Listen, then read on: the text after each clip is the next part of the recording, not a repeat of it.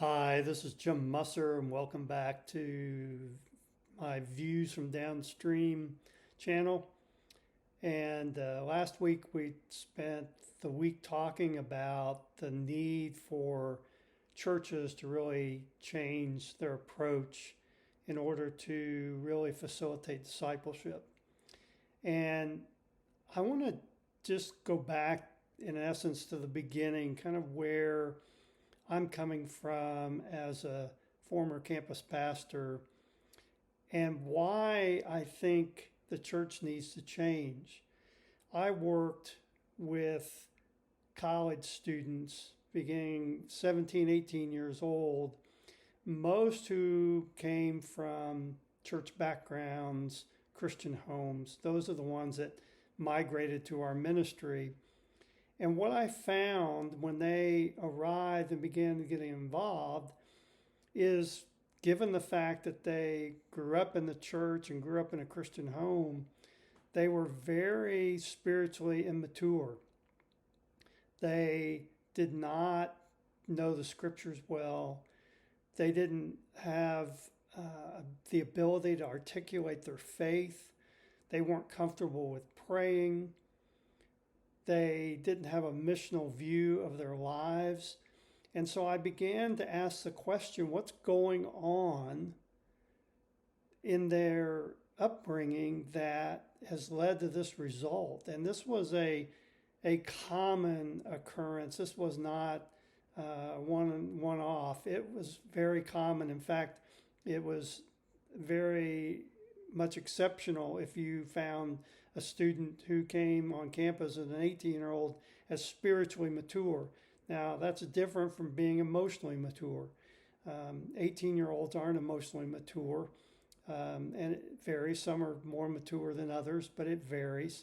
But they should be more spiritually mature because they've been in that background for years and years. They're basically their entire lives. And so I began to wonder what's going on upstream. And I consider myself downstream on the university campus. So what's going on upstream? Because as I often say, and many people, ecologists will say, and sociologists, whatever is going on upstream will show downstream. It will be demonstrated.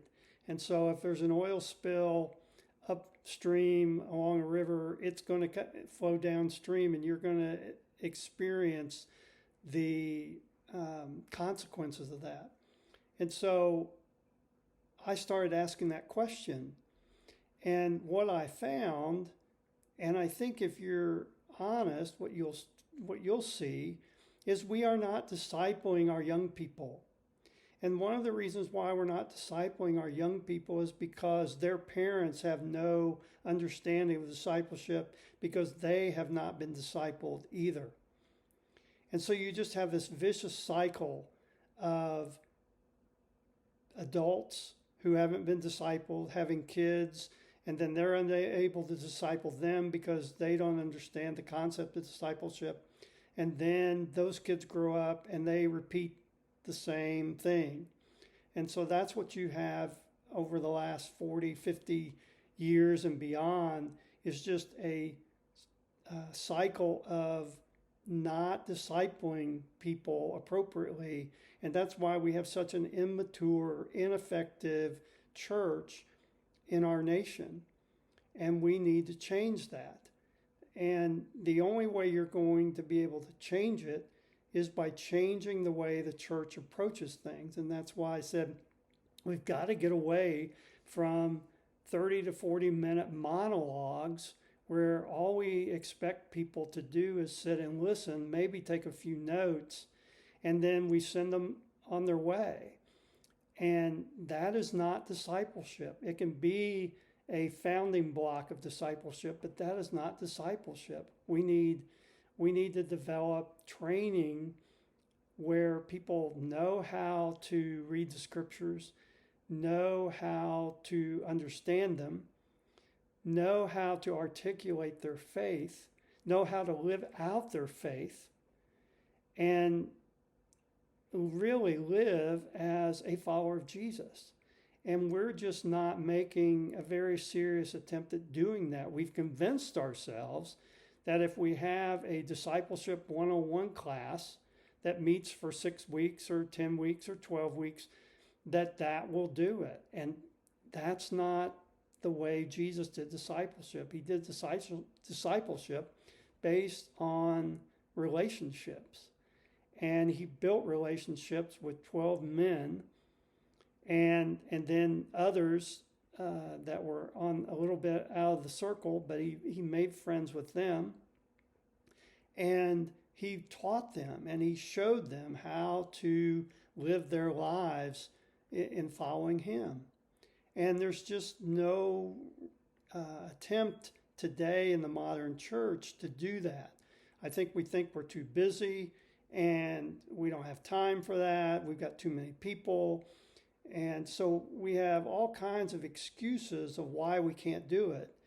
But the reality is we're failing in the mission that the Lord gave us before he ascended into heaven, that we're to go into all the world and make disciples, teaching them to obey everything he commanded and baptizing them in the name of the Father, the Son, and the Holy Spirit. And we're not doing that.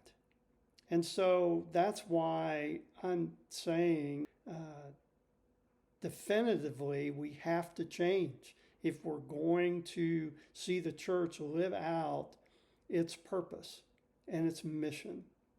And so I'll leave it there and we'll pick up on Wednesday and we'll talk more about what that can look like. In the meantime, just have a great rest of your day and we'll see you on Wednesday.